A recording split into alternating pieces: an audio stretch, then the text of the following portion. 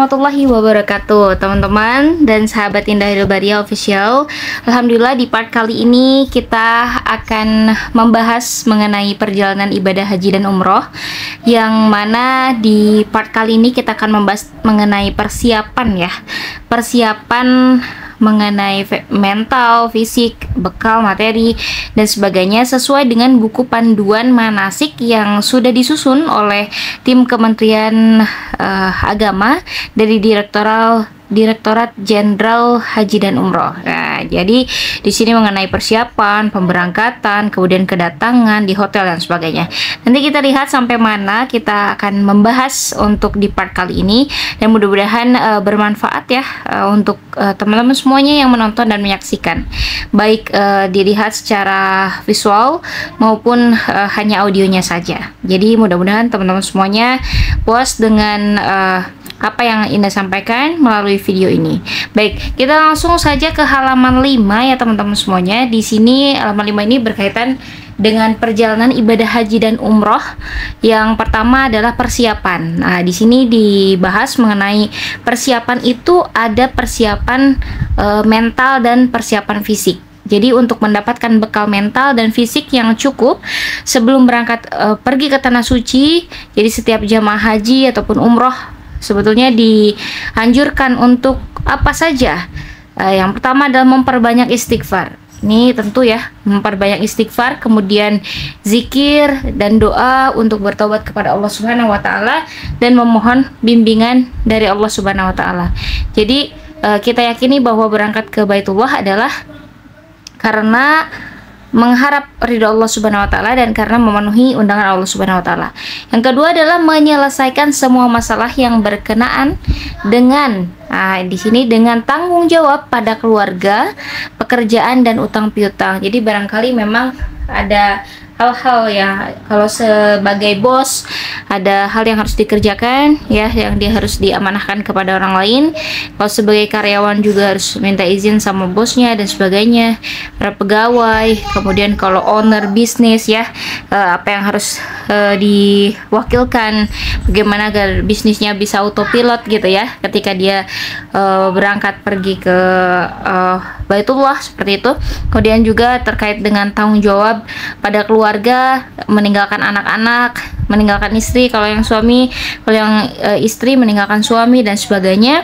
Itu harus betul-betul diperhatikan bagaimana agar tidak di antara kita yang berangkat pergi ke Baitullah itu meninggalkan menangguhkan atau membiarkan apa yang menjadi hak orang lain. Kemudian terkaitan dengan pekerjaan dan utang piutang juga. Jadi kalau ada utang piutang, kalau seandainya memang belum bisa melunasi, maka harus dibicarakan baik-baik dengan yang memberikan piutang gitu ya, kepada kita memberikan utang.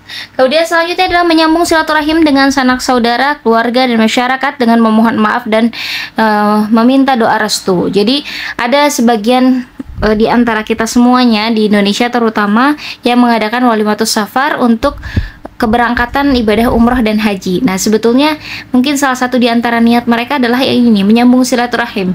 Kemudian juga bukan hanya dengan keluarga, tapi dengan kawan, masyarakat gitu ya, guru-guru dan sebagainya. Jadi diundang ke rumah, kemudian diadakan itu untuk apa? Untuk selain silaturahim ya memohon maaf dan meminta doa restu. Karena kita tidak tahu dari lisan siapa doa-doa akan terijabah, seperti itu ya. Apakah dari lisan guru kita, lisan dari lisan murid-murid kita, atau dari lisan tetangga kita, atau bahkan dari orang-orang yang tidak kenal, yang tidak kita kenal sekalipun gitu ya. Tapi mereka doanya melangit untuk kita semuanya. Kemudian selanjutnya adalah membiasakan pola hidup sehat agar mudah melakukan ibadah haji dan umroh. Nah ini ya, jadi masih PR juga, tapi banyak sekali di antara teman-teman saya terutama ya, kemudian juga ada beberapa artis selebgram dan bahkan mungkin masyarakat umum juga sekarang sudah membiasakan untuk berjalan kaki ya minimal berapa langkah dalam sehari, kemudian belajar berlari dan membiasakan untuk jalan kaki lah setiap hari agar nanti terbiasa ketika berada di Baitullah. Kemudian mempelajari manasik atau tata cara ibadah haji dan umroh sesuai dengan ketentuan hukum Islam. Nah, salah satu ketika teman-teman semuanya menyaksikan video ini berarti sudah termasuk kepada bagian mempelajari manasik atau tata cara ibadah haji dan umroh sesuai dengan ketentuan hukum Islam. Karena apa? Salah satunya adalah yang saya bahas itu adalah berkaitan dengan manasik. Ya, dan manasik yang saya sampaikan ini referensinya langsung asli dari buku panduan manasik haji dan umroh yang diterbitkan oleh Direktorat Jenderal Kementerian Haji dan Umroh, seperti itu. Dan kemudian agar bekal yang dibawa jamaah haji penuh berkah dan ibadah hajinya mabrur, maka setiap jamaah di sini Kementerian Agama menyarankan untuk apa?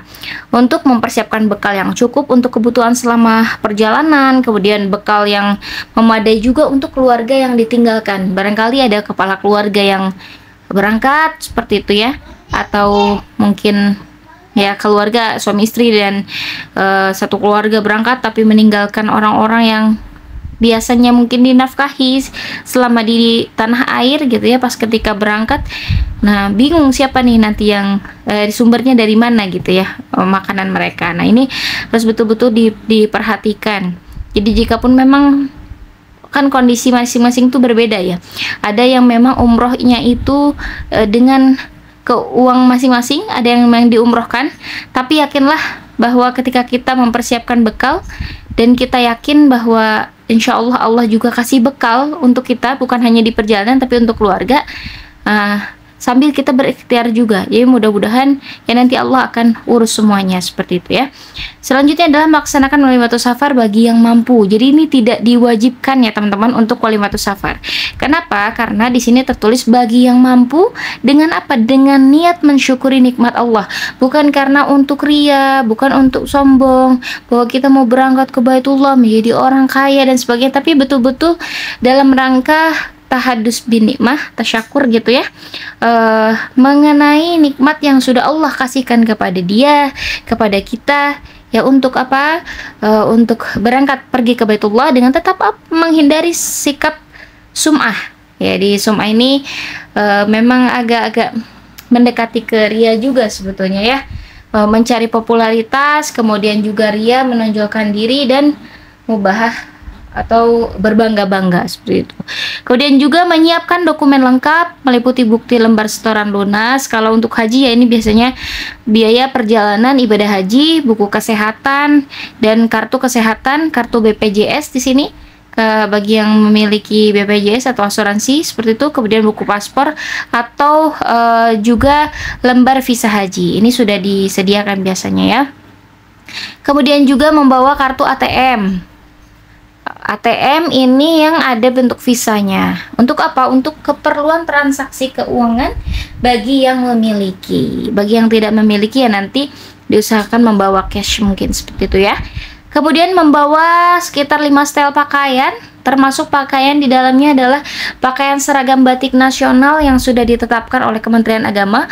Kalau tahun lalu mungkin warnanya lebih ke biru toska ya. Kalau sekarang lebih ke ungu dan putih, ada garudanya. Itu sebagai apa? Sebagai identitas nasional. Kemudian menyiapkan dokumen yang tidak diperlukan di rumah. Misalnya kartu tanda penduduk dan sebagainya itu nggak perlu dibawa sebetulnya, tapi disiapkan, tapi betul-betul disimpan saja di rumah ya. KTP, SIM, kemudian apa namanya ya, SIM A, SIM B, SIM C misalkan gitu ya. Kartu-kartu yang lainnya yang tidak berkaitan dengan ibadah haji maka disimpan saja, karena beberapa dokumen tersebut itu tidak diperlukan selama jamaah haji berada di tanah suci, seperti itu. Kemudian setiap jamaah itu dilarang menggunakan pakaian transparan ya, tipis dan ketat sampai menampakkan lekuk tubuh bagi kaum perempuan nih. Karena ada yang pakai jilbabnya ketat banget, bajunya juga ketat banget, tipis dan sebagainya. Kan kita mau apa namanya, kita muslimah, kemudian kita mau ke Baitullah, malu juga ya, bukan hanya malu kepada Allah ya, kepada manusia yang akan menyaksikan nanti mereka juga kan bagaimana dalam berpakaian. Kemudian membawa dan menyimpan barang bawaan yang tidak sesuai dengan ketentuan penerbangan. Jadi cairan-cairan yang tidak diperbolehkan, makanan-makanan yang tidak boleh diperbolehkan. Kemudian ada hal-hal benda-benda lain yang tidak diperbolehkan untuk masuk ke area penerbangan gitu ya, itu tidak diperbolehkan. Nah, memasukkan benda-benda tajam di dalam tas tenteng, misalnya pisau, gunting, cutter, obeng, peniti, silet, nah, senjata api, dan beberapa hal di sini ya teman-teman semua, ini tidak diperbolehkan. Selanjutnya, menyimpan uang di dalam tas koper, ini nggak boleh. Karena apa? Besar kemungkinan akan hilang, termasuk material korosif, bahan peledak, gas bertekanan, cairan mudah terbakar, dan sebagainya. Dan termasuk sebetulnya di sini tuh apa ya, power bank. Tapi kalau power bank itu di bawah 20.000 volt dan disimpan di tas tenteng ini ya. Selanjutnya, kiat meraih haji mabrur. Nah, untuk meraih predikat haji mabrur, teman-teman, di sini Kementerian Agama menyarankan setiap jamaah harus meneguhkan niat yang tulus ikhlas semata-mata karena Allah Subhanahu wa Ta'ala, kemudian menghindari perbuatan sum'ah tadi, mencari popularitas, menonjolkan diri atau ria, kemudian juga berbangga-bangga, wah gue udah diundang nih ke Baitullah dan sebagainya.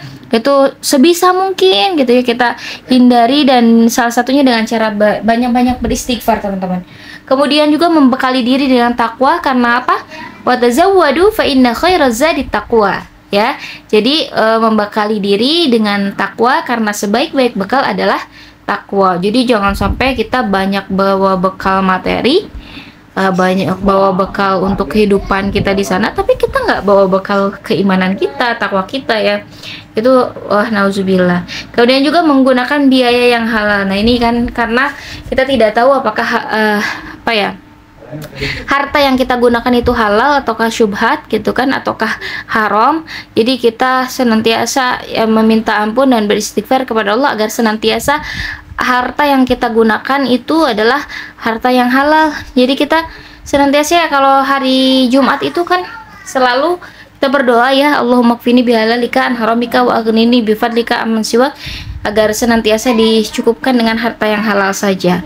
Kemudian membekali diri dengan hati yang selalu bersikap sabar, tawakal, syukur. Kemudian berserah diri kepada Allah Subhanahu wa Ta'ala dalam setiap kesempatan, dan memperbanyak zikir dan doa juga. Selanjutnya adalah melaksanakan semua rangkaian haji, mulai dari rukun, wajib, dan sunnahnya sesuai dengan tuntunan syariat. Ini sebisa mungkin dilaksanakan semuanya ya, kecuali mungkin yang lansia ya, ada beberapa hal yang bisa dibadalkan, dan itu juga sudah selayaknya dikoordinasikan dengan pihak Kementerian Agama, dan pihak Kementerian Agama pun sudah dipastikan insya Allah mereka cepat tanggap dalam hal berapa orang lansia, berapa orang yang dibutuhkan pembimbingan dan sebagainya, itu sudah tercatat langsung di Kementerian Agama. Bahkan kan ada pembimbing khusus untuk jamaah lansia. Selanjutnya adalah mengendalikan hawa nafsu selama dalam perjalanan dan selama menjalankan ibadah haji dengan senantiasa berusaha untuk tidak melakukan rofas ya. Ini sudah pernah dibahas. Fala rofasa wala fusuqa wala jidala fil hajj.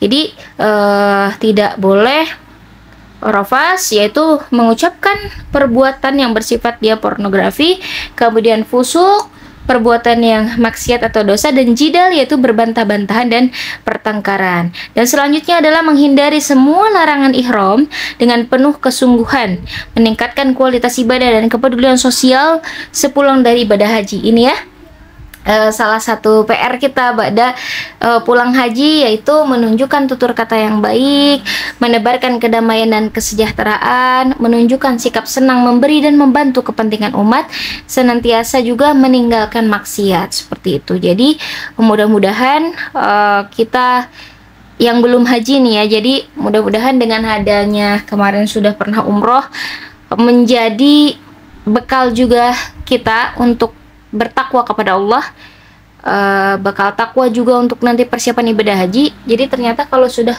sepulang umroh itu memang ini yang harus diperhatikan gitu ya, tutur kata yang baik dengan orang-orang, menebarkan kedamaian dan kesejahteraan, meneduhkan gitu. Jadi itu ujian banget gitu. Jadi terutama sih kalau kita mungkin sebagai istri kepada suami kita, yaitu jadi PR juga gimana agar caranya bisa memberikan teduh untuk beliau ataupun sebaliknya juga. Jadi itu yang menjadi PR bagi kita semua. Terus bukan hanya kepada keluarga, kita juga kepada tetangga, masyarakat, dan kepada umat beragama juga. Dan selanjutnya adalah berkaitan dengan bimbingan manasik haji. Dan ini berkaitan dengan manasik haji, teman-teman. Untuk bimbingan manasik haji, jemaah haji itu biasanya yang telah mendapatkan kuota tahun berjalan gitu ya, dia biasanya akan mendapatkan buku paket. Jadi dalam satu bundling itu terdapat buku tuntunan manasik haji dan umroh, kemudian ada doa dan zikir manasik haji dan umroh, ada juga doa-doa pilihan manasik haji dan umroh, kemudian diberikan bimbingan yang berbentuk sistemnya secara berkelompok dan massal seperti itu. Kemudian juga ada sistem bimbingan kelompok dan dilaksanakan di kecamatan oleh jajaran kantor urusan agama kecamatan. Biasanya ada ya KUA kecamatan, jadi mereka akan memberikan bimbingan kelompok, nanti akan diberikan materi mengenai bimbingan manasik haji seperti itu. Tapi kalau umroh biasanya oleh travel masing-masing yang dimana teman-teman atau para jamaah mendaftar. Kemudian juga sistem bimbingan massal itu dilakukan selain di kantor urusan agama kecamatan ya, dilaksanakan juga di kabupaten atau kota. Jadi oleh siapa? Oleh Kementerian Agama kabupaten atau kota. Jadi kalau misalkan di wilayah Depok nanti ada kantor Kementerian Agama Kabupaten atau Kota Depok, Tangerang Selatan oleh Tangerang Selatan, Bogor oleh Kementerian Agama Kabupaten Bogor, dan sebagainya. Selanjutnya adalah jadwal dan tempat bimbingan itu diatur oleh siapa? Kepala Kantor Kementerian Agama Kabupaten atau Kota dan Kepala KUA setempat, gitu ya. Jadi ini betul-betul kalau haji itu diperhatikan sampai ke tingkat kecamatan ya, seperti itu, bahkan sampai ke tingkat RT dan RW didatangi, oh Bapak Ibu nanti akan mendapatkan kuota di tahun berjalan dan sebagainya. Dan terakhir adalah tentang pembinaan kesehatan. Jadi jamaah haji yang telah terdaftar dan masuk dalam urutan berangkat pada tahun berjalan, ini tuh diberikan pembinaan kesehatan oleh siapa? Oleh Dinas Kesehatan Kabupaten atau Kota, yang mana bekerja sama dengan puskesmas kecamatan sebagai bentuk apa? Sebagai bentuk persiapan melaksanakan ibadah haji di Arab Saudi. Jadi sampai ke tingkat puskesmas ya, puskesmas kecamatan memberikan pembinaan kesehatan tentang bagaimana vaksinnya, bagaimana menjaga kesehatan, bagaimana mencegah dari berbagai virus dan sebagainya. Dan terakhir di sini adalah mengenai pengelompokan. Jadi sebelum berangkat rombongan jamaah haji ini memang dibagi kepada kelompok-kelompok, itu berdasarkan apa? Berdasarkan domisili jemaah dan keluarga. Jadi setiap 11 orang jamaah haji dikelompokkan dalam satu regu, dan setiap 4 regu itu 45 orang dikelompokkan dalam satu rombongan. Jadi untuk setiap regu itu ditunjuk 1 orang ketua regu, dan untuk setiap satu rombongan ditunjuk seorang ketua rombongan, seperti itu ya.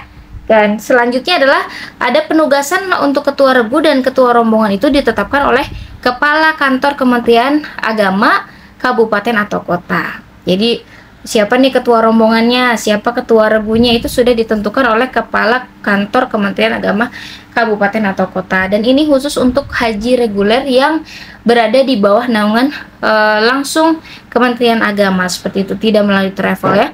Selanjutnya jemaah haji diberangkatkan dalam satu kelompok terbang atau kloter dengan kapasitas pesawat bervariasi ya, mulai dari kapasitas 325 orang, kemudian 360 orang, 393, 410 orang, 450 orang, sampai 455 orang.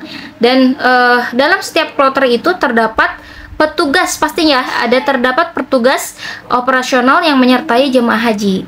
Ada siapa aja di dalamnya? Pasti ada tim pemandu haji Indonesia sebagai ketua kloter, kemudian ada tim pembimbing ibadah haji Indonesia, Kemudian ada tim kesehatan haji Indonesia sebagai apa? Sebagai pelayanan kesehatan. Kemudian ada juga tim pemandu haji daerah ya, atau disebut dengan singkatan-singkatannya TPHI, TPIHI, TKHI, TPHD. Selanjutnya juga ada ketua rombongan atau disingkat dengan Karom, dan ada juga ketua regu, seperti itu ya. Jadi inilah hal yang berkaitan dengan persiapan untuk keberangkatan haji, dari mulai mental, fisik, pembinaan kesehatan, dan juga pengelompokan. Oke, itu saja teman-teman. Di next video insya Allah akan kita bahas mengenai pemberangkatan, dari mulai kegiatan sebelum berangkat sampai nanti kepulangan ya. Terima kasih. Wassalamualaikum warahmatullahi wabarakatuh.